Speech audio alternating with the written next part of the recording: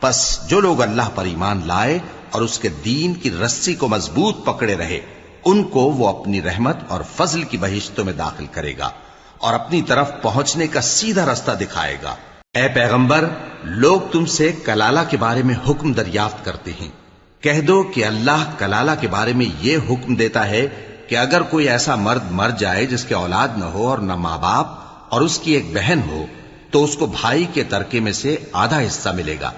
اور اگر بہن مر جائے اور اس کے اولاد نہ ہو تو اس کے تمام مال کا وارث بھائی ہوگا،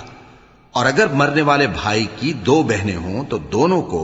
بھائی کے ترکے میں سے 2/3، اور اگر بھائی اور بہن یعنی مرد اور عورتیں